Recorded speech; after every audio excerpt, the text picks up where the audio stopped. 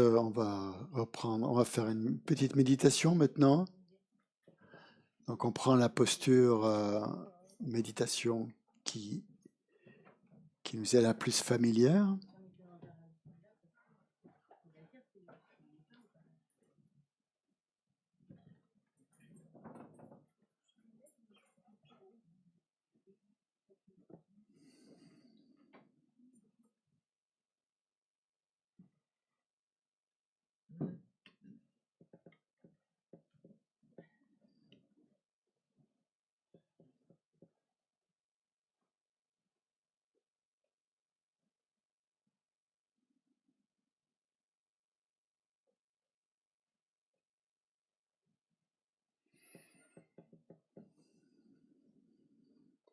Donc on va commencer par une méditation de base sur le souffle pour calmer l'esprit.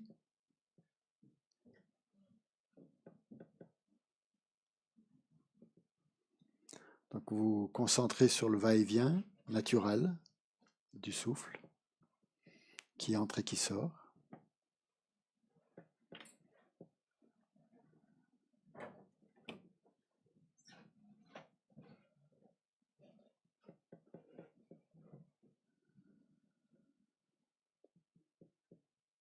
Quand vous expirez, vous laissez aller toute tension physique, toute lourdeur d'esprit.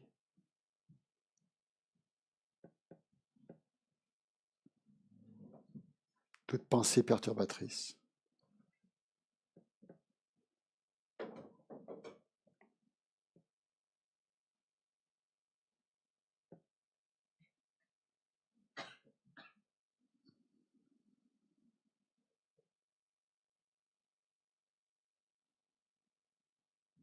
Si vous remarquez qu'un objet autre que la respiration vous vient à l'esprit, vous le laissez aller et vous ramenez votre attention sur le souffle, sur le flux de la respiration.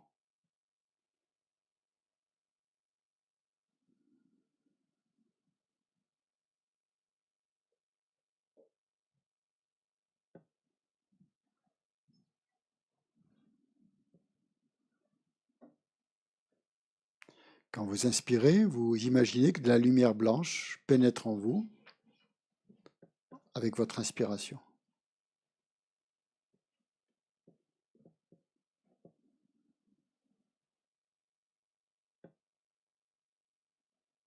Sentez que votre esprit devient plus calme, plus clair.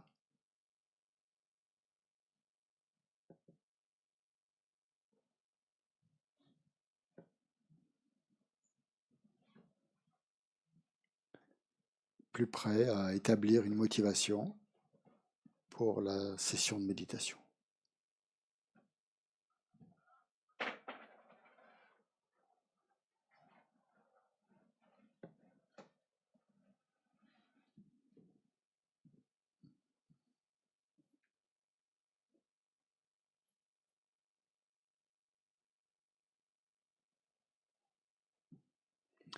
Devant vous, vous visualisez le Bouddha Shakyamuni, entouré d'une infinité de Bouddhas, de Bodhisattvas, d'êtres réalisés.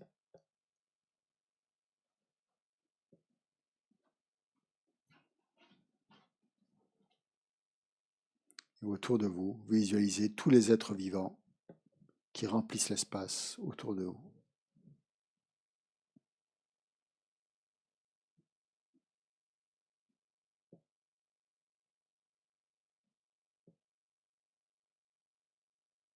Imaginez que des rayons lumineux, des rayons de lumière entrent en vous et en tous les êtres. Ces rayons de lumière sont émis par tous les Bouddhas, tous les Bodhisattvas qui sont dans l'espace.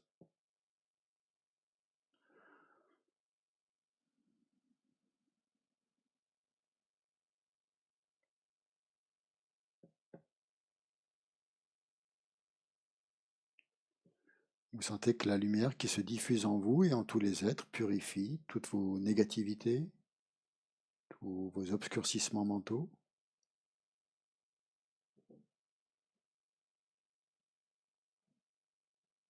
Qu'elle vous apporte toutes les réalisations, toutes les compréhensions subtiles.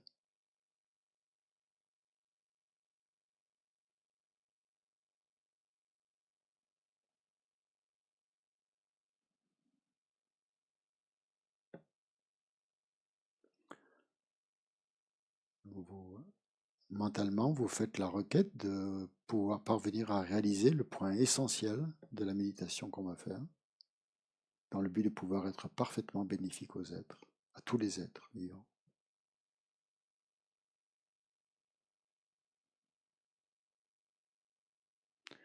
Donc nous allons méditer sur les 4 caractéristiques du karma.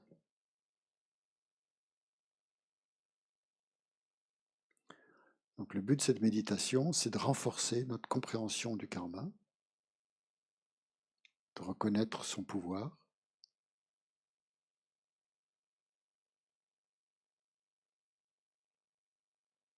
et d'éveiller en nous donc un enthousiasme de créer jusqu'à la plus infime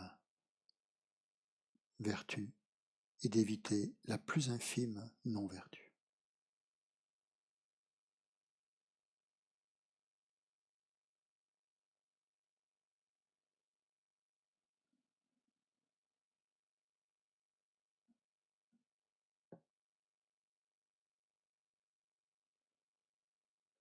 Donc la première caractéristique du karma, c'est que le karma est inéluctable.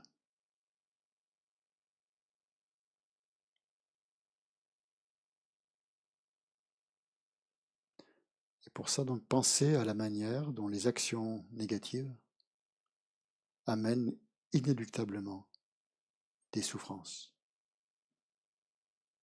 des problèmes, et que les actions vertueuses, inéluctablement, apportent du bonheur.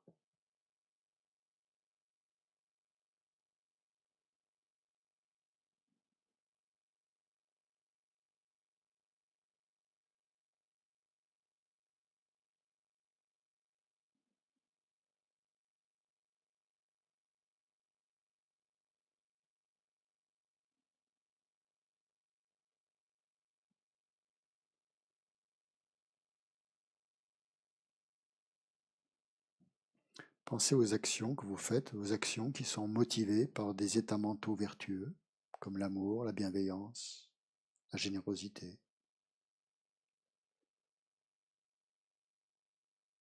la tolérance.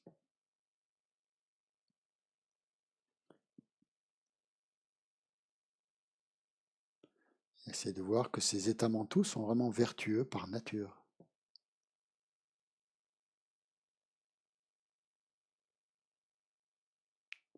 Donc s'ils sont vertueux par nature, leurs fruits, leurs résultats ne peuvent être que des expériences de bonheur.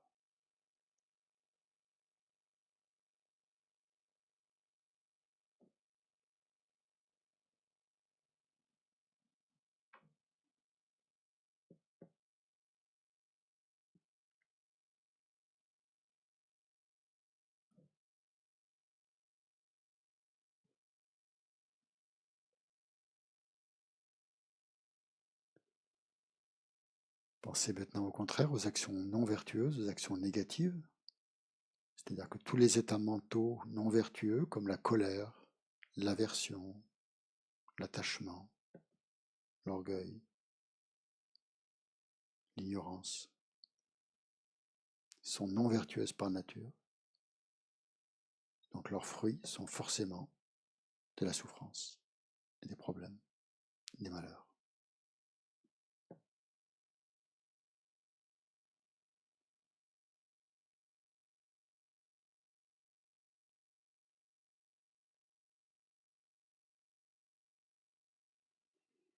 Donc essayez de vous remémorer quelques-unes de vos actions vertueuses ou non vertueuses dans le passé que vous avez créées.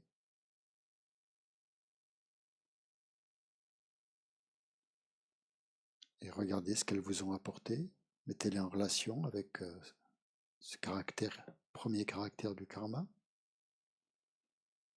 inéluctable.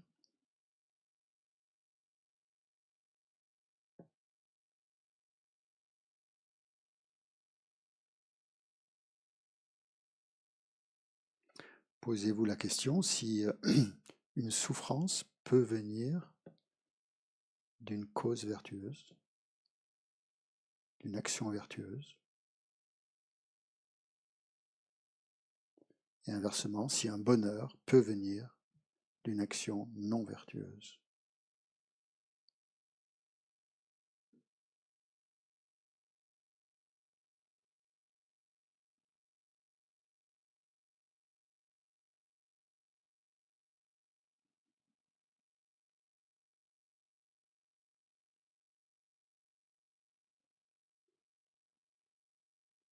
Par bonheur, on entend quelque chose qui soit vraiment permanent, qui ne change pas, un bonheur stable, durable, pas juste un plaisir.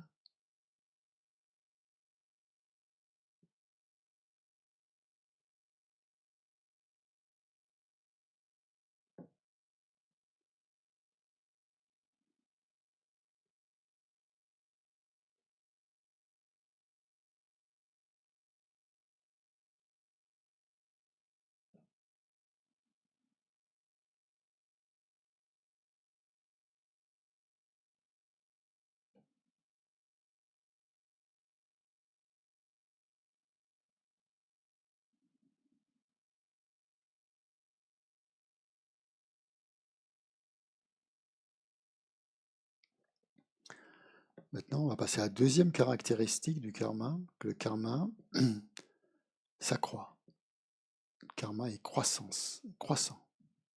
il augmente.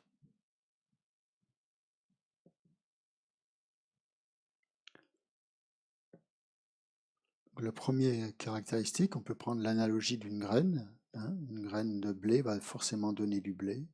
Une graine de seigle va donner du seigle, sans que ça se mélange, même s'ils sont à proximité. Et là, pour la croissance, pensez qu'une petite graine, finalement, peut donner quelque chose peut donner un arbre.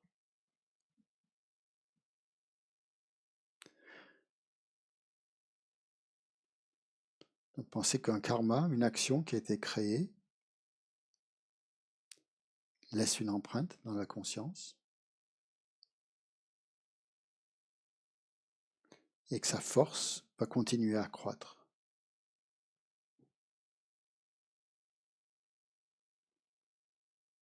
Donc une toute petite graine, toute petite action peut amener de grands effets, aussi bien vertueux que non vertueux.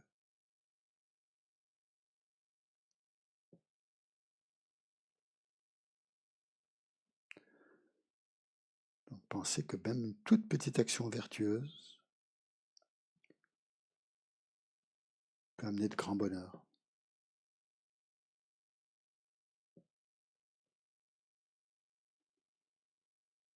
Même si cette action peut nous sembler bénigne et sans importance quand on la crée, au moment où elle est créée, du fait de cette caractéristique d'accroissement, elle peut amener un résultat extrêmement puissant.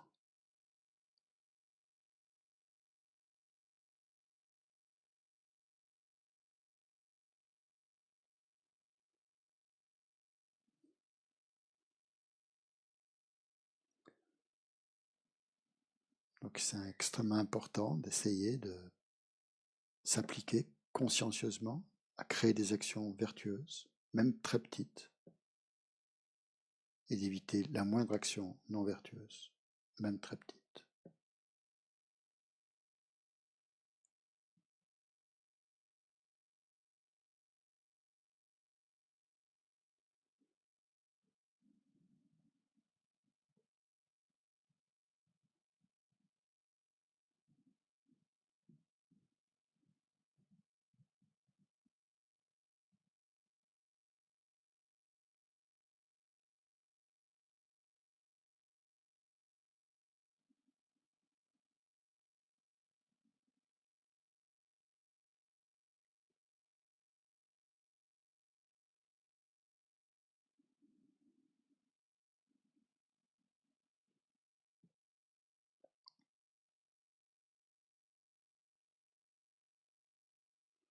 Troisième caractéristique, on ne peut avoir un effet, un résultat, que si on en a créé la cause. C'est impossible d'avoir le résultat sans avoir créé la cause.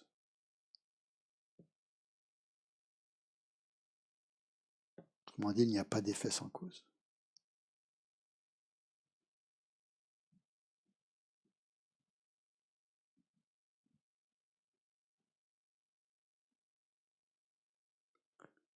Donc essayez de vous rappeler toutes les conditions, les situations de bonheur que vous ressentez ou que vous avez ressenties.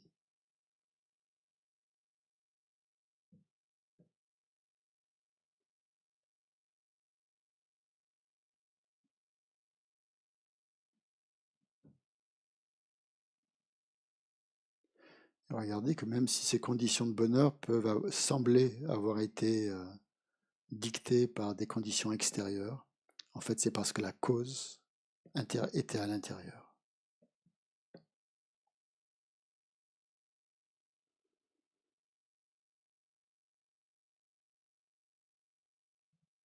Si la cause n'avait pas été à l'intérieur, il n'aurait pas été possible d'en faire l'expérience.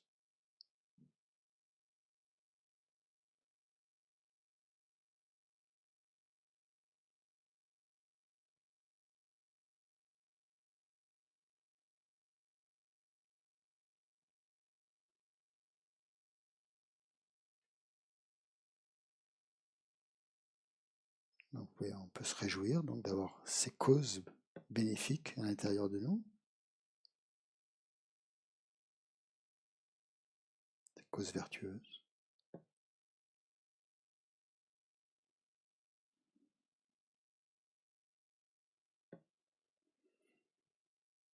Maintenant aussi, inversement, on va essayer de se rappeler de certaines expériences de souffrance ou de malheur que l'on a vécues ou que l'on vit actuellement.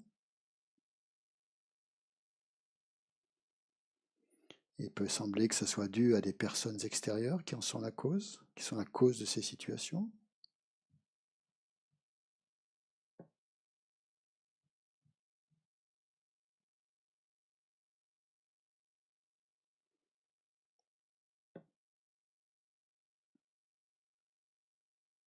Et on voit que donc si on n'avait pas la cause à l'intérieur, on n'aurait pas, si on n'avait pas créé la cause, on n'aurait pas pu rencontrer ces situations.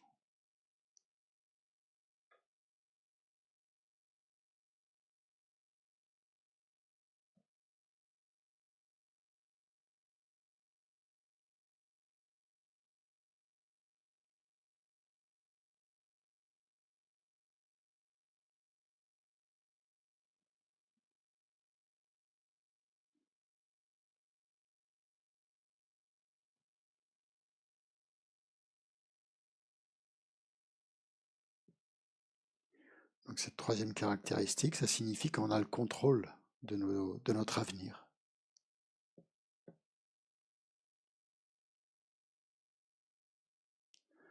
Pensez aux conditions, au bonheur et aux conditions positives que vous aimeriez rencontrer dans le futur.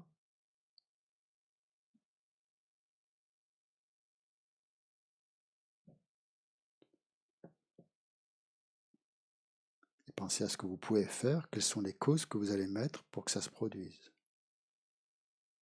Puisqu'il est impossible que cela se produise sans cause.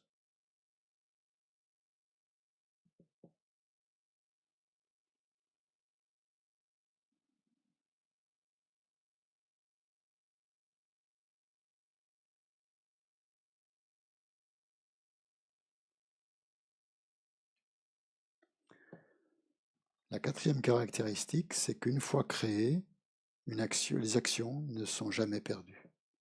Elles ne se perdent pas. Elles ne disparaissent pas. Donc la graine karmique n'est jamais perdue, quel que soit le temps écoulé entre la création de l'action et l'expérience de son résultat.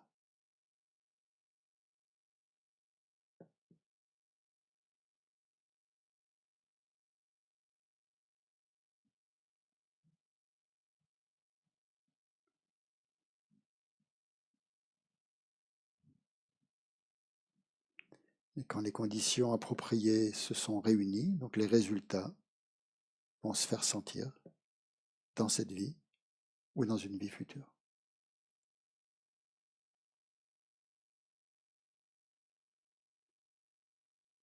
Donc, toute action positive va avoir un effet positif dans un certain moment. Toute action négative va avoir un effet négatif à un certain moment.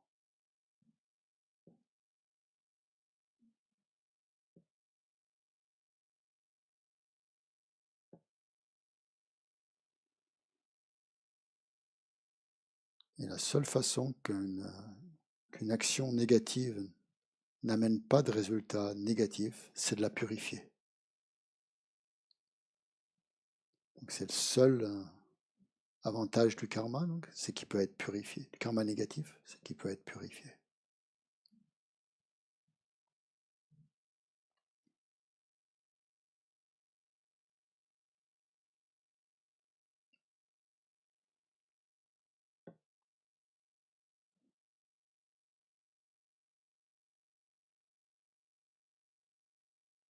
Si on ne les purifie pas, ces actions non vertueuses vont rester dans notre courant de conscience.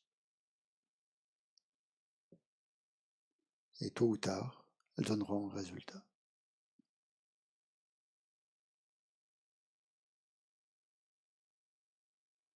Et de la même manière, toutes les actions vertueuses que l'on a créées, ou que nous créerons, resteront dans notre courant de conscience, jusqu'à ce qu'elles donnent un résultat.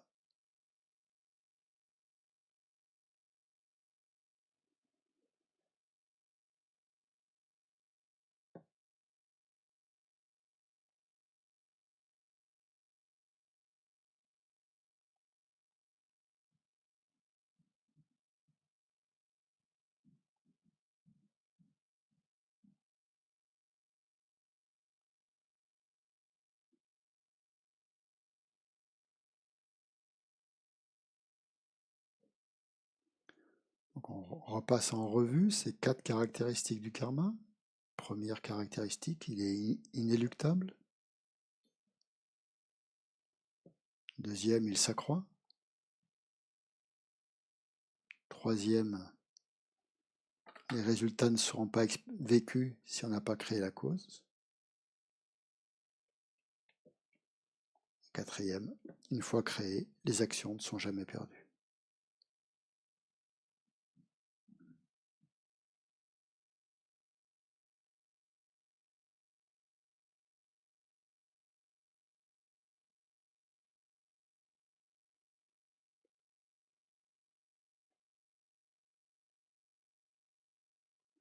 Donc cette méditation nous permet de ressentir la force du karma.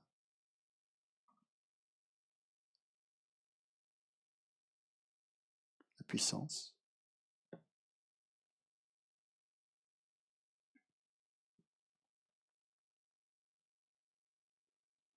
Et maintenant, nous essayons de maintenir notre esprit sur ce ressenti, justement, de la force du karma.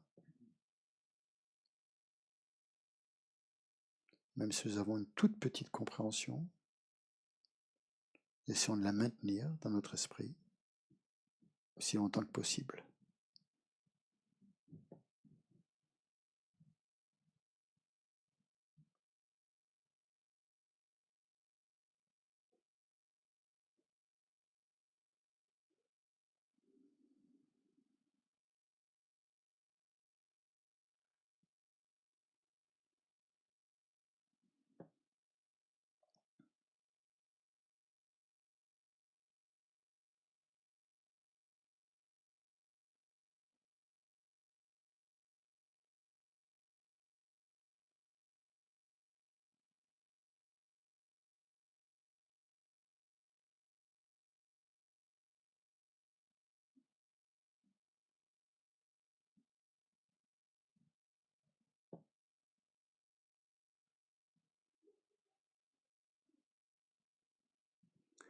Donc vous devriez à ce point-là ressentir le désir profond de vous abstenir des actions négatives et au contraire de créer le plus d'actions positives possible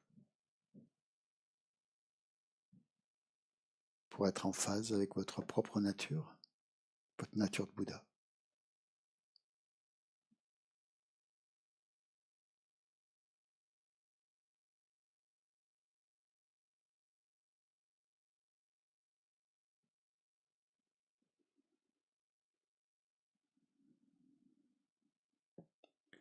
Donc on va terminer la session en se rappelant que le Bouddha est en face de nous.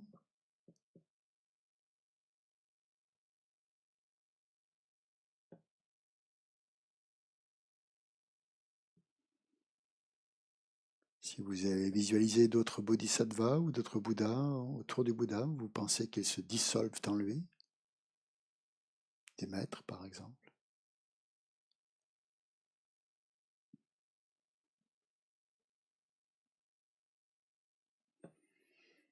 Que le Bouddha fond en lumière,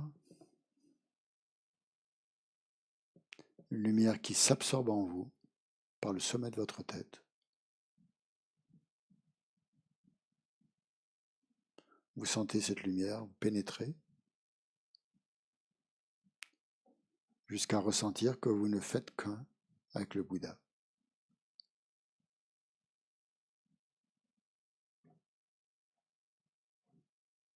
Comme un espace qui englobe tout.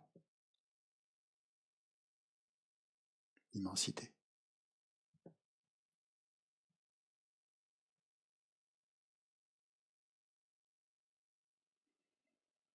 Essayez de vous concentrer le plus longtemps possible sur cette dimension absolue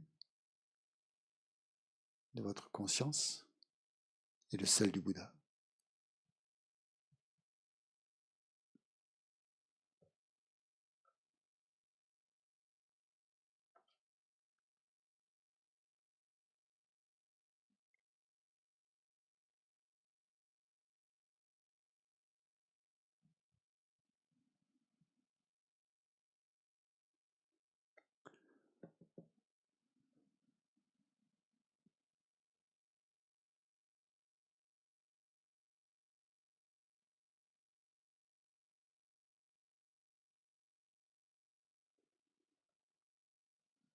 Pour terminer, on va dédier les mérites de cette méditation.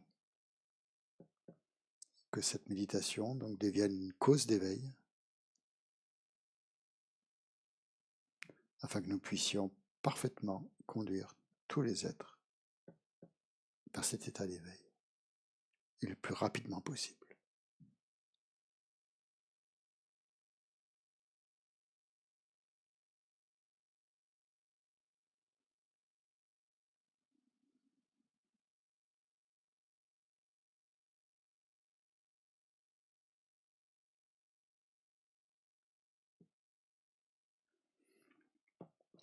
Et on va faire les dédicaces qui se trouvent dans le livret de compilation de prières de l'Institut à la page 16.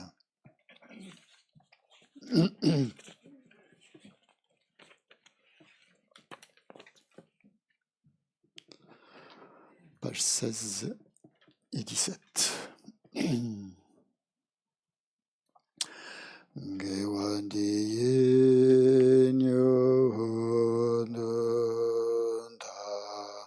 Lama sangendro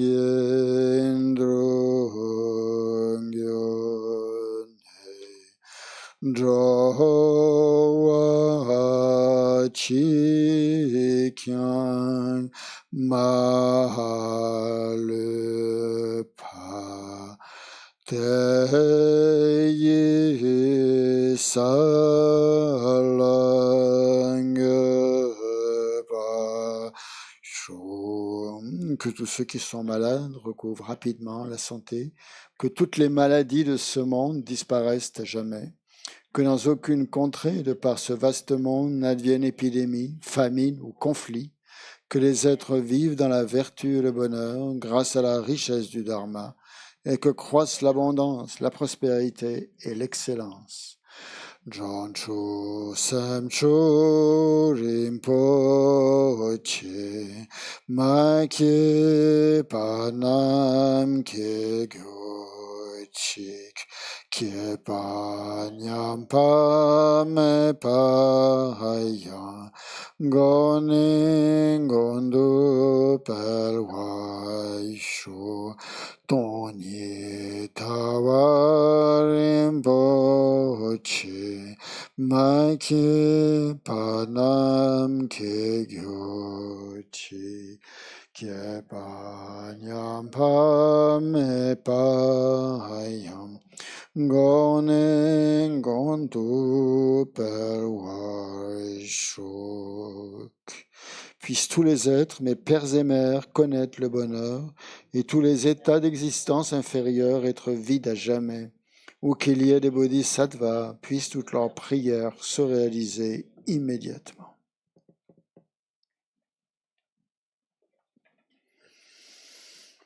Voilà, merci beaucoup et bon appétit. On se retrouve pour les discussions entre vous à 14h30, c'est ça? 14h30. Voilà, donc on se retrouve ici à 14h30. On fera des petits groupes de discussion. Il y aura plusieurs thèmes. Il y aura comme thème, il y aura karma et justice, ou injustice. Karma et environnement. Karma et santé. Karma et relation. Karma et pardon. Pardon. Donc vous choisirez le groupe. On va faire 5 groupes et après on fera. Hein? Comment? Oui. Donc les sujets de discussion, les discussions sont uniquement sur Zoom.